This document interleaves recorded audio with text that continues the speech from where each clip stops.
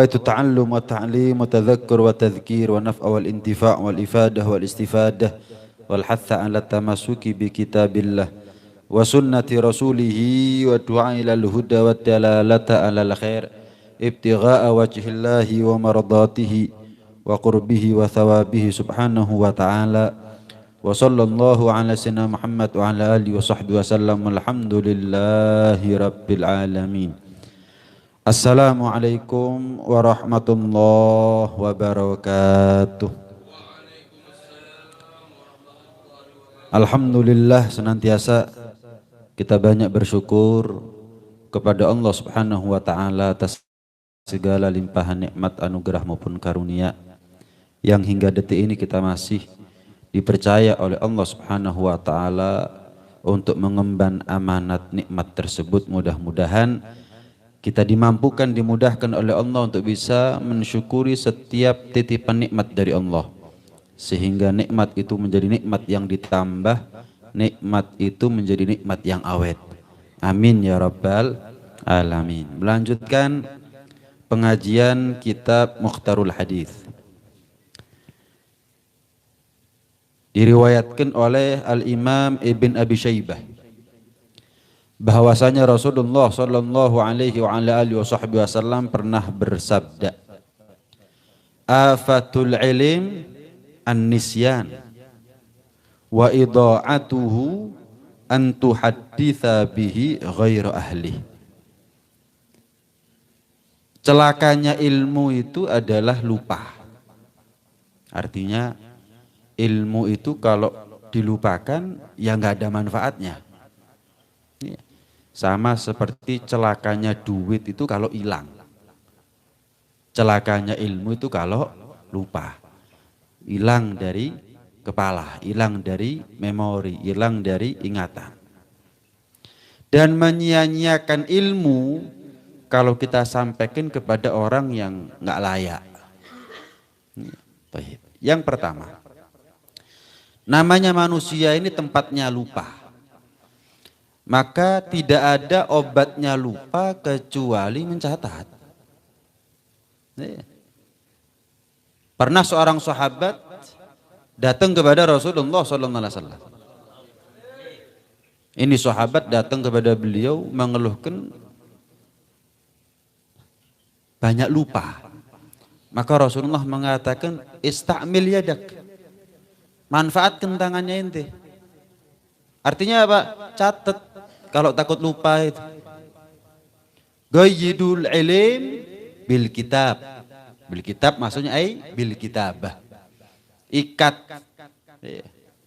yang namanya ilmu itu dengan menulis atau dengan catatan.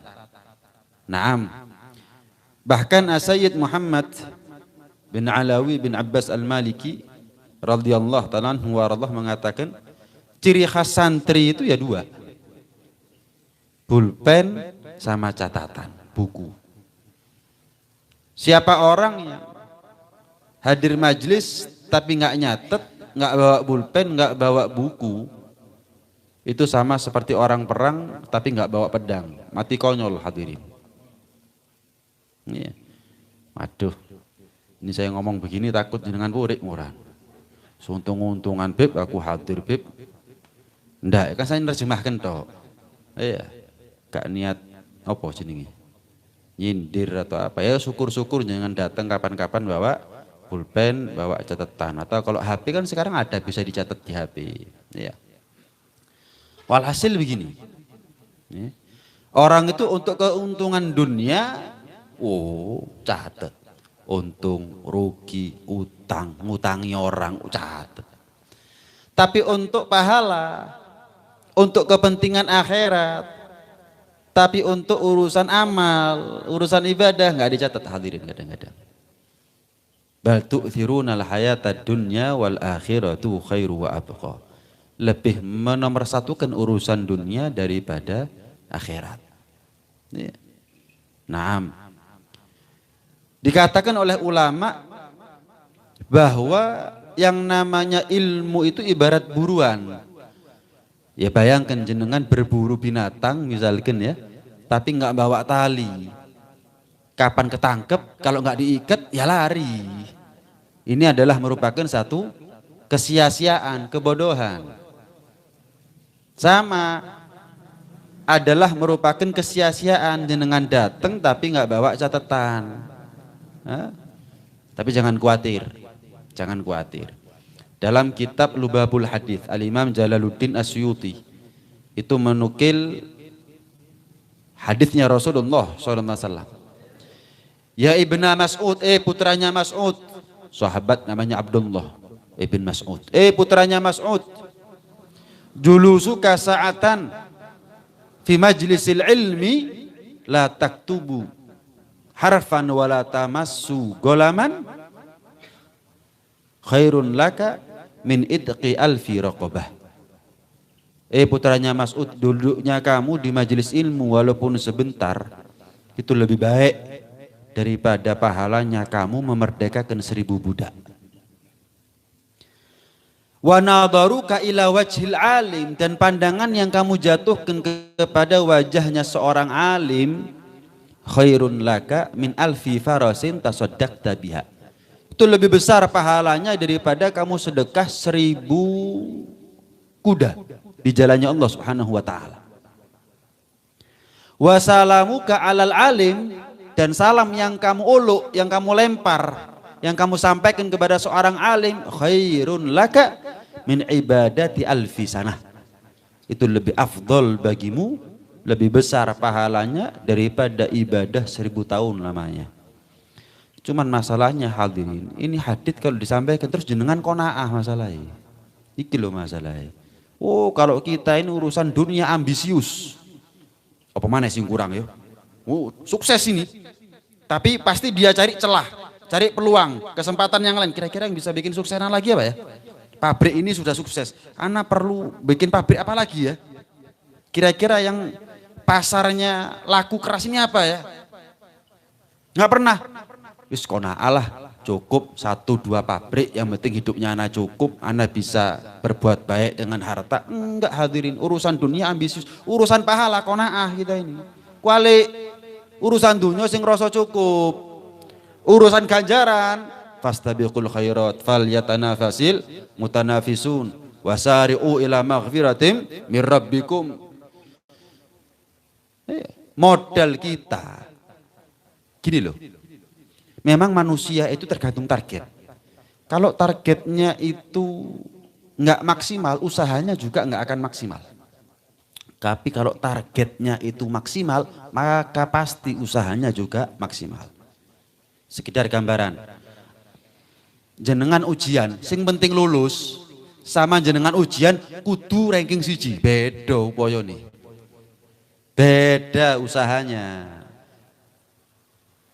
Yang kepingin prestasi, yang kepingin ranking 1, waduh, bengi sok melekan barang. Kenapa? Harus ranking 1. Gak gelem kalah aku mbek sing liyane. Liyane iso mosok aku gak iso.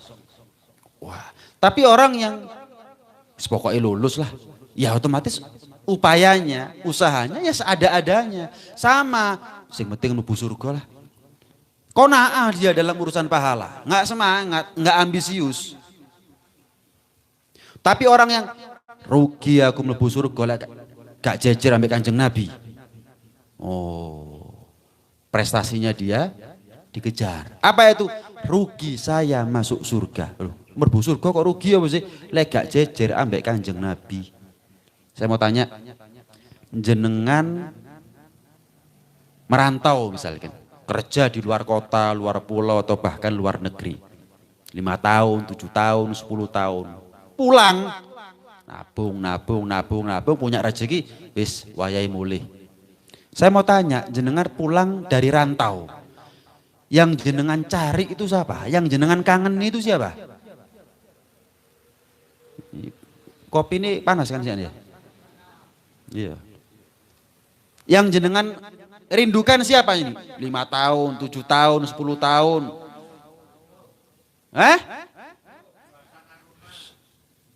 Bojo, suasana rumah. Kurang panas kopi ini jelas sih. Orang tua hadirin. Iya, yo masih yo kangen ambek bojo, tapi pasti sing paling dikangeni ya wong tuwa. Lah bayangkan kalau ada orang merantau sampai 10 tahun pulang, semua fasilitas rumah ada, isi kulkas kebek, isi garasi kebek, isi lemari penuh. Tapi orang tua nggak ada. Apa sih koper buka isi di garasi? Apa sih nafsu buka isi di kulkas? Nafsu nangis tok. Sama nanti kalau kita pulang ke surga, ternyata nggak jejer sama Nabi, ya Allah, rugi hadirin. Jangan kita ini kepingin masuk surga hanya karena emas, intan permata. Emas, intan permata itu mahal di dunia karena nggak semua orang punya. Tapi nanti di surga semua orang punya emas, intan permata, tidak gak sekil kok. Lah mosok kepingin bu surga atasane kepingin no nikmati ya apa sih duwe emas intan permata. Lah wong kok nek surga tidak nggak sikil saking murai. Kalau di dunia karena nggak semua orang punya jadinya mahal. Di surga emas intan permata istana itu semua orang punya. Itu murahan. Habib Ali Al-Habsyi mengatakan gimana? Fi jannatin ma syagani min wasfiha illa likaunil hibbi fiha khayyama. Aku ini tertarik surga karena apa? Kekasihku ada di dalam, yaitu Rasulullah. Bukan karena bidadari, istana, emas, intan, permata, murah itu semuanya. Jenengan pulang, semuanya ada tapi orang tuanya nggak ada. Maka apa yang ada rasanya nggak ada hadirin. Hampa, kosong rasanya. Padahal penuh isi rumahnya. Sama nanti di surga, naudzubillah kalau kita nggak jejer sama Nabi baru kita tahu iya rek opo arti ini dek surga lek gak jejer ambek kanjeng Nabi. Lu Bib kan masuk surga bisa ketemu Nabi Bib. Iya ngantri semua orang nanti itu nggak ada yang mereka cari kecuali Rasulullah. Masih wis dek surga. Wis gak kalu maneh mbak emas intan permata wis gak kalu maneh wisan. Ada kenikmatan lebih dari itu soalnya. Kecuali bagi mereka yang seatap dengan Nabi. Yang sederajat dengan Nabi baru melek merem itu tetap yang dilihat adalah Rasulullah. Tapi bagi mereka yang levelnya di bawah daripada Rasulullah, ada jarak antara dia dengan Rasulullah. Ngantri hadirin.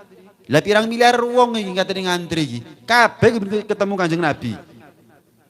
Semuanya kepingin giliran satu ketemu sama Nabi. Makanya jenengan kalau kepingin masuk surga, ojo mek kepingin mlebu surga tok, jejer ambek Kanjeng Nabi. Orang itu kalau semangatnya nilai 100, elek-elek nilainya 90. Tapi wong lek semangate ujian, pokoknya lulus lah, iso-iso gak lulus lu. Sama, masuk ngemper dek surga gak apa-apa wis. Hati-hati lo, iso gak mlebu surga barang lho iku. Kudu ngemper dek surga, ngemper nek neraka. Kenapa? Nanggung. Makanya Nabi itu memerintahkan kepada kita fas'alillaha al-jannata firdausil a'la, jannatal firdausil a'la. Kalau minta sama Allah jangan nanggung. Kan banyak orang zaman sekarang. Ya Allah tuh Gusti, pokok mlebu surga masa ngemper nggih mboten napa-napa. Ngemper temenan baru rasane sampean. Jangan. Kata Nabi apa? Kalau minta itu puncak kenikmatannya di surga apa itu? Di mana Rasulullah duduk. Yaitu jannatul firdausil a'la. Nah kalau kita ini targetnya tinggi, upayanya itu akan lebih maksimal. Iya. Ya memang jenengan datang nggak bawa pulpen, nggak nulis walaupun satu huruf, itu ganjarannya gede. Tapi saya kasih gambaran, sing nggawa pulpen, sing nggawa buku terus nyatet. Tak kei duit 1.000. Ya apa kira-kira? Oh, temenan Habib. Contoh. Ya tekor aku Pak. Sak wong 1.000. Paham nih ya? 1.000 tertarik. Tapi surga yang lebih tinggi derajatnya, untung-untungan Beb aku tegol. Ya apa sih? Jangan begitu, yang maksimal begitu loh. Ilmu ini kalau nggak dicatat, ya lali hadirin. Sing nyatet ya kadang-kadang lali, gak dicatat bisa. Perang nggak bawa pedang, maju jenengan. Mundur. Karena itu kalau hadir pengajian, disampaikan di situ ilmu agama catat. Yang bawa HP, Bib lali, Bib. Alhamdulillah jenengan bawa. Catat. Catat. Coba dalam sehari ini saja. Adakah yang kita sampaikan nasihat dan dakwah kepada anak istri kita yang mana dosanya mereka dosanya kita loh, tapi ganjarannya mereka ganjarannya kita, nerakanya mereka nerakanya kita, surganya mereka ya surganya kita. Coba sehari ini aja, jangan-jangan kita nggak pernah nuturi sama anak sama istri. Hadirin, kalau jenengan kepingin anaknya nurut, jenengan wajib nuturi. Kepingin dituruti tapi gak tahu nuturi, nandur ora kepingin panen, berat. Ya, sing nandur guru mesti panen, sing nuturi lo guru mesti nuruti anak engko. Nah itu, kenapa kok gak pernah ngasih nasihat sama anak istri? Bingung Beb ngomong ngopo lah. Dari catatan itulah menjadi manfaatnya buat kita. Lo ngono apa sih? Kenapa canggung kita ini? Untuk dudukkan anak istri menyampaikan 1-2 nasihatnya Nabi atau apa yang kita dapat daripada ilmunya para ulama. Kenapa sih kok canggung, kok ada gap, ada jarak, kenapa sih? Sebab gak kulino. Lah mulai sekarang dikulinakno. Nak, Rene nak. Dik, Rene dik. Yo mas, nggih pak. Nunggu dulu 5 menit 10 menit. Nggih. Sampai jadi ustadz. Iya. Jadi ustadz di kampung itu hukumnya fardu kifayah, tapi jenengan kepala rumah tangga jadi ustadz di rumah tangga itu hukumnya wajib. Ya ayyuhalladzina amanu qu anfusakum wa ahlikum nar, wajib di rumah tangga Anda menjadi ustadz, wajib. Sebagai upaya ikhtiarnya jenengan nyelamatkan ngentas anak istri daripada neraka, wajib loh. Tapi kalau gak nyatet, tekon di Pak pengajian, opo sing disampaikan kok, lah iku lali aku, lah inilah. Terus apa oleh-olehnya kita ke rumah kalau begitu? Maksud berkata, aneh gak mari-mari. Kok gak iso tuku dewi ya berkata nih? Bisa sebetulnya, tapi maksud itu tok. Ya berkat barokah memang, tapi ada yang lebih penting daripada barokah, manfaat.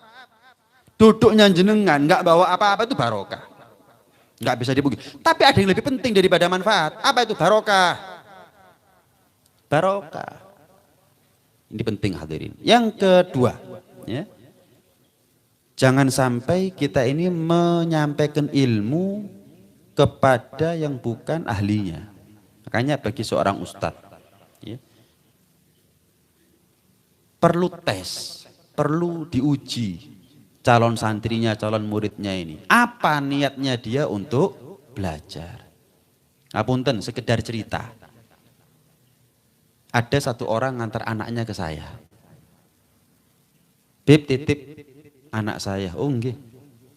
Saya tanya, penting soalnya. Ini bagian daripada kewajiban orang yang punya ilmu walaupun sedikit, kemudian diamanati anak untuk belajar sama dia, tanya, niatnya dia belajar ini apa? Saya tanya sama orang tuanya karena memang anaknya masih kecil. Nggak mungkin anaknya saya tanya masalah niat. Sing penting wong tuane dhisik. Sing nonton iki lho ya Allah. Sing nonton arek cilik kok. Kayak sok mlaku dhewe sih, jadi tonton mbek wong tuane. Nah, orang tuanya yang saya tanya, "Pak, jenengan nitipkan anak ke saya untuk belajar. Niatnya apa, Pak?" Anu, Beb, engko lek gede cek sok ceramah, Beb. Oh, waduh. Saya ngapunten, Pak. Takut gagal saya. Tapi lek anak jenengan gak iso wudu, tak urui wudu, insyaallah iso aku. Gak iso sholat, tak urui sholat, insyaallah iso, Pak. Tapi lek gak iso ceramah, gak wani aku, Pak. Terus terang, jenengan beto wangsul pun. Yukoni, lu kok ngono, Beb? Kenapa kok begitu, Beb? Pak, ceramah ini bakat. Guru mesti pinter. Delok ndek YouTube yuk, pinter ceramah kabeh. Gak kabeh ini alim. Sayati ala nasi zamanun kathirun khutaba'u golilun fuqaha'u. Tanda akhir zaman memang kata Nabi. Banyak yang pinter ceramah tapi yang faqih, yang ngerti hukum didik. Berapa kali? Iya. Setiap ustadz bingung klarifikasi. Kenapa? Kesusu fatwa saat durungi dipikir. Ngomong, lu keliru. Oh iya ta, minta maaf. Mari wis. Enak ya. Al-ahmak, ya, golbul ahmak wara alisani. Hatinya atau akalnya orang yang bodoh itu di belakang lisannya. Mari ngomong baru kepikiran. Enggak. Pak, jenengan betul wangsul juga nih jenengan. Lu kenapa, Beb? Kalau ceramah itu bakat, makanya ada pildajil, Pak. Tapi lek sampai takok hukum pildajil masuk sing juara siji yo gak iso, Pak. Tapi kalau jenengan titipkan anaknya jenengan ke saya, Beb, anakku gak iso ngaji, uru ono ngaji. Ah, insyaallah, insyaallah. Gak iso salat, Beb, uru ono, Beb. Oh iya. Gak iso wudu, Beb. Oh iya. Beb, anakku kepingin kok lek gede dadi ustad. Oh, insyaallah, Pak. Tapi lek ceramah gak wani aku, Pak. Karena itu jenengan mondok ke anak bukan cekno ceramah. Loh. Itu penampilan, gitu loh. Itu penampilan hadirin. Maaf. Iya. Ceramah itu penampilan hadirin. Zaman sekarang maksud saya ya. Tapi berapa banyak orang itu yang nggak tampil di depan orang. Tapi ilmunya lebih daripada yang tampil di depan orang. Orang seperti ini yang kita cari sebetulnya. Kita ini mondok ke anak cekno pinter, kudu cekno tampil-tampilan. Masalah tampil atau enggak, maka Allah sudah. Apa katanya Allah? Cuman bukan, nak kudu ceramah kon. Ngisin-ngisin kon mondok gak ceramah. Lu ceramah itu bakat. Enggak bisa dipaksa, gak kabeh wong iso ngomong ning ngarepe wong. Yang penting nak kon belajar kudu dadi anak sing soleh. Kon kudu luwih pinter timbang bapak. Kon kudu duwe anak sing luwih pinter timbangane awakmu. Terus begitu. Jadi tuntunan orang tua itu yang paling penting. Jangan sampai kita mondok ke anak toko awal wis salah niati. Akhirnya tambah ado tambah nyelentang. Kenapa? Dari awal sudah salah langkah hadirin. Niat itu paling pentingnya amal. Hei, jenengan dari sini ke Banyuwangi lek gak alamati ojo nekat, nyasar sampean. Malang Banyuwangi ro di si alamati baru budal lo. Wong sing ro alamati kadang-kadang kesasar. Nih, makanya Al-Imam Al-Ghazali dalam kitab Bidayatul Hidayah. Kalau kamu tahu, saya terjemahkan langsung, kamu tahu ada muridmu ini yang kedunyan, yang hatinya nggak beres, niatnya nggak tepat nuntut ilmu, terus tetap kamu ajari, mbok pinterno. Itu sama seperti kamu menjual pisau kepada tukang jambret. Kamu ketiban dosanya. Man a'ana ala maksiatin walau bisyatri kalimah fa anta syarikun. Barang siapa yang membantu orang lain untuk maksiat walaupun dengan satu kalimat, diajari pinter, gede dia jadi ulama masuk akhirnya. Maka kamu telah bersekutu dengannya dalam urusan dosanya. Kamu telah bersekutu dengan dia dalam urusan dosanya. Karena itu ya pastikan betul kita yang mondok ya memang niatnya betul-betul mencetak generasi yang lebih baik daripada kita. Kita yang punya pondok menerima murid juga begitu. Pastikan betul murid-muridnya kita ini ada yang ya diklasifikasikan. Iki sing genah niati, iki sing gak genah niati, isok ditoto pora, diajari ya pora. Memang harus begitu hadirin, gak gampang memang ya. Gak gampang memang. Walhasil obatnya lupa adalah nyatet. Dan kalau kita punya ilmu, pastikan tersampaikan kepada orang yang tepat. Kalau enggak berarti kita sudah khianat sama amanatnya Allah Subhanahu wa ta'ala. Mudah-mudahan selamat kita dunia akhirat. Anak-anak kita dijadikan oleh Allah Subhanahu wa ta'ala putra-putri yang lebih soleh, solehah daripada kita semuanya. Mereka membantu kita nanti ada di surganya Allah Subhanahu wa ta'ala, masuk surga bersama Rasulullah sallallahu alaihi wa ala alihi wasallam. Amin Allahumma amin. Amin ya rabbal alamin. Walafu minkum. Assalamualaikum warahmatullahi wabarakatuh.